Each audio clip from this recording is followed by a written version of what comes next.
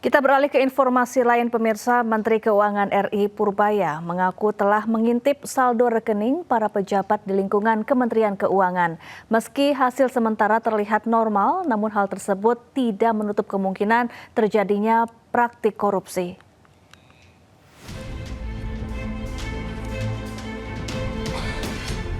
Menteri Keuangan RI Purbaya Yudisadewa ungkap bisa mengakses informasi rekening para pejabat eselon 1 hingga 3 di Kementerian Keuangan.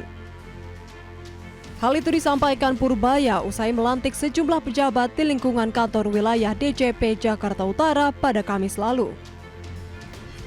Diketahui pemeriksaan rekening dilakukan sebagai upaya pengawasan serta patokan untuk menentukan rotasi jabatan. Selain itu, pengecekan rekening tabungan ini dilakukan di luar laporan harta kekayaan penyelenggara negara yang telah dilaporkan sendiri oleh para pejabat Kementerian Keuangan ke Komisi Pemberantasan Korupsi. Saya punya akses untuk pejabat saya, semuanya. Tapi yang saya periksa sampai eselon 3, karena yang mau naikkan yang itu nanti kalau yang di bawah menaik, kita lihat lagi. Tapi sebagian besar eselon 1 juga saya lihat, jago-jago mereka. Flat aja uangnya. Di luar LHKPN juga kita lihat masuk akal apa enggak. Terus bandingkan dengan uangnya yang di bank dari tahun ke tahun kayak gimana. Jadi nggak bisa sembunyi lagi pejabat-pejabat kami dari skrutin apa? Pengawasan kita ya. Menurut hasil pengamatan Purbaya, sejauh ini ia tidak melihat adanya peningkatan drastis saldo rekening para pejabat Kementerian Keuangan khususnya dari pajak. Meski demikian, Purbaya pastikan akan lakukan pengawasan ketat hingga celah-celah yang dimanfaatkan oknum dapat terdeteksi. Dari Jakarta, Tim Liputan iNews melaporkan. Pemirsa, siswa SMA di Lebak, Banten senang dan gembira saat Spider-Man dan Power Rangers datang ke sekolah mereka. Para superhero membawakan menu makanan bergizi gratis sekaligus menghibur siswa.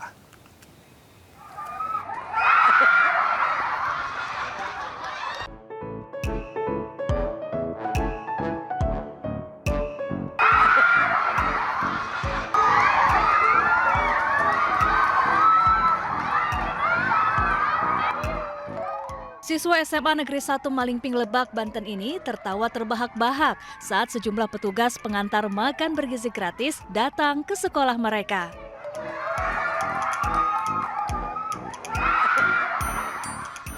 Ada ribuan ompreng yang dibawa petugas berkostum unik ini untuk dibagikan kepada para siswa mulai dari jenjang SD, SMP, hingga SMA.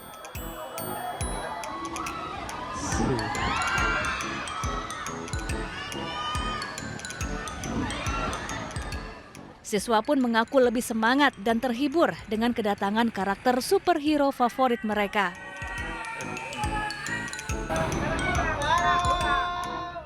Semoga menunya enak-enak terus, ya nggak membosankan. Terus kayak gini, kayak ada Spider-Man, rame-rame terus bikin MBG heboh. Terus apa lagi ya?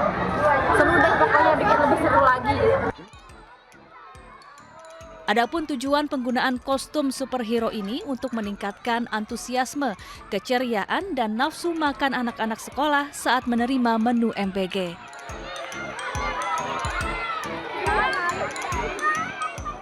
Dari Lebak, Banten, Iskandar Nasution, iNews melaporkan.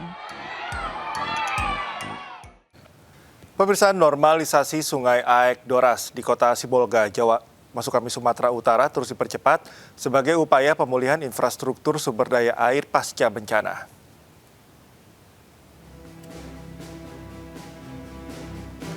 Normalisasi Sungai Aek Doras dilakukan melalui pengerukan sedimentasi dan pembukaan kembali alur sungai agar aliran sungai kembali lancar dan kapasitas tampung meningkat. Pendangkalan sungai terjadi akibat tumpukan material sedimen pasca banjir yang menghambat aliran dan berpeluang menimbulkan limpasan saat hujan lebat. Menteri Pekerjaan Umum Dodi Hanggodo meninjau langsung pelaksanaan normalisasi untuk memastikan pekerjaan berjalan efektif dan tepat sasaran. Untuk mendukung percepatan pengerjaan, Balai Besar Wilayah Sungai Sumatera II memobilisasi alat berat termasuk eskavator, buldoser, dan dump truck. Upaya ini diharapkan dapat menurunkan resiko banjir sekaligus memberikan rasa aman bagi masyarakat di sekitar Sungai Aek Doras. Setelah adanya pekerjaan ini, ya kami merasa kami sudah menjadi lebih tenang, Bang, ya. Karena pekerjaan sudah dimulai dan sungai juga sudah mulai dalam, Bang. Oke, harapannya, Bang? Harapan saya sih ke depannya gak ada lagi bencana seperti ini supaya rumah-rumah warga juga aman, warga juga tenang hidup di sini, Bang. Sebulan lebih pasca banjir bandang dan longsor di Kabupaten Tapanuli Tengah, pemerintah daerah mengebut percepatan pemulihan dengan fokus pembersihan material bencana dan penyediaan hunian sementara bagi warga terdampak.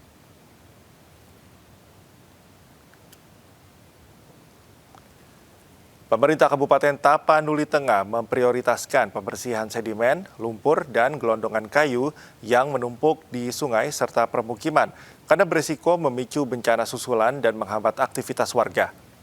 Untuk mempercepat pemulihan, Pemda juga menyiapkan dukungan alat berat serta skema pemanfaatan limbah kayu yang dapat digunakan warga membangun atau memperbaiki rumah.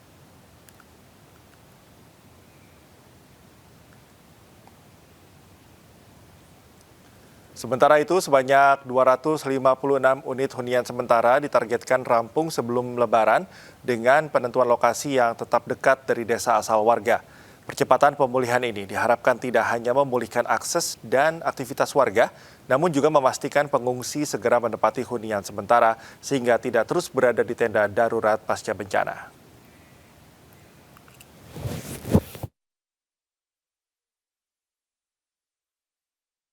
Pemirsa, bersama MNC Peduli, kita bantu korban banjir dan longsor di Aceh, Sumatera Utara, dan Sumatera Barat dengan berdonasi melalui rekening Yayasan Jalinan Kasih. Presiden Prabowo Subianto menghadiri jamuan makan malam Paduka Hangatan di Istana Kepresidenan Prancis.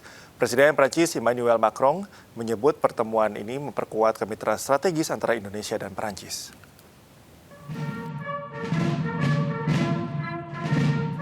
Presiden Prabowo Subianto menghadiri jamuan makan malam di Istana Kepresidenan Prancis Élysée, Paris, Prancis.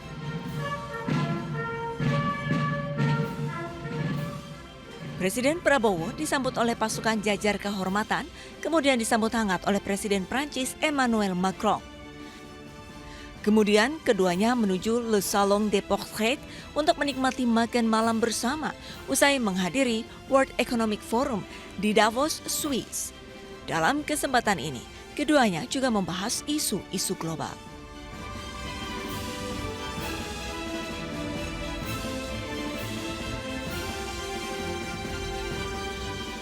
Presiden Macron mengunggah momen pertemuannya dengan Presiden Prabowo di akun Instagram pribadinya.